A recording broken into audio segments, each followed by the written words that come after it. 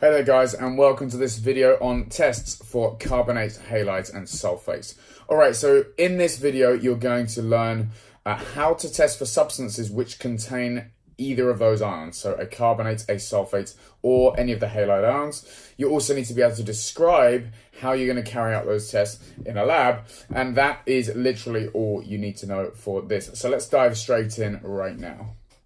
Alrighty, and so the tests for these are pretty straightforward. Let's have a look at carbonates first. So, if you have a carbonate, by the way, you should know what the carbonate ion actually is. The carbonate ion is the CO3 2- ion, right? So, for example, if you have calcium carbonate, or if you have sodium carbonate, or whatever, those things are carbonates.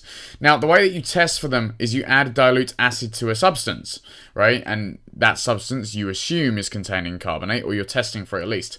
And now, if there is fizzing, then that confirms that a gas is given off, okay?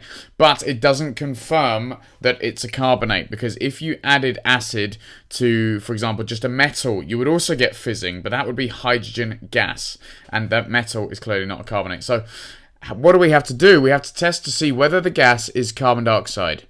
And if the gas is carbon dioxide, then it's come from this guy, and that means that we had a carbonate. And the way that you test for carbon dioxide is you use the lime water test, right? What you do is you bubble that gas through lime water, and if it turns cloudy, then the gas was carbon dioxide. If the lime water does not turn cloudy, then the gas was not carbon dioxide, and we didn't have a carbonate at the start. Okay, let's move straight on with halides. So, if you have a halide, or if you suspect you have a halide, what you need to do is you need to take that sample and add dilute nitric acid, and follow that by adding silver nitrate solution.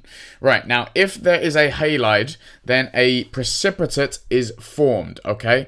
Now the way that that actually works is if you've added silver nitrate, right, silver nitrate, and you have a halide, let's say for example chloride, what you actually get is silver chloride. Okay, you actually get the silver forming an ionic solid with your halide. So and that's what the precipitate is.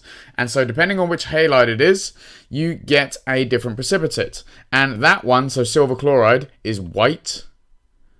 Okay, silver bromide is cream colored. It's kind of like an off yellow. And silver iodide is actually in fact yellow, okay? And so there is a difference between those. And let's take a quick look at a diagram. Here we go. If you have silver chloride, then you've got this white solid that's precipitated in your solution. This is cream color and this is yellow color, okay? Notice that the cream and the yellow sometimes can be confused. There is a way of actually distinguishing between them. And what you do is you add ammonia, NH3 ammonia, right? And if you add dilute ammonia, okay, to silver chloride, it will dissolve. If you add dilute ammonia to silver bromide, it will not dissolve, okay? And so that distinguishes between them. But if you add concentrated ammonia to silver bromide, it will dissolve, right? And so if you add dilute to it, it won't, and concentrated it will. And then even if you add concentrated or dilute to silver iodide, it won't dissolve, okay? So silver chloride dissolves in dilute. Silver bromide dissolves in concentrated but not dilute. Silver iodide doesn't dissolve in it at all, okay? Right, so lastly, you have test for sulfates. If you have a sulfate, then that is the sulfate ion, which is the SO4 2- ion that you're really testing for.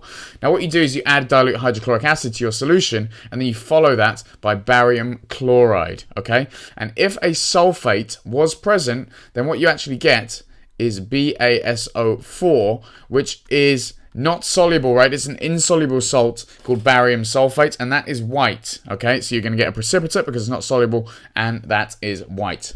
And that is it. So you just need to know those three tests in terms of your negative ions. For a carbonate, you need to add dilute acid and then test the gas if it's produced, right? So bubbling it through lime water. If it is a halogen, okay, then you carry out the test that we just discussed, where you add dilute nitric acid and silver nitrate. And then finally, if it's a sulfate, then you add dilute hydrochloric acid followed by barium chloride. Okay, so I hope that made sense. I'm going to stop there. If you do have any questions still, please feel free to put them in the comment box below or send me a direct email and I'm going to get back to you. But as usual, please like and subscribe because that really does help me out also. But thanks for listening. I look forward to seeing you in the next one.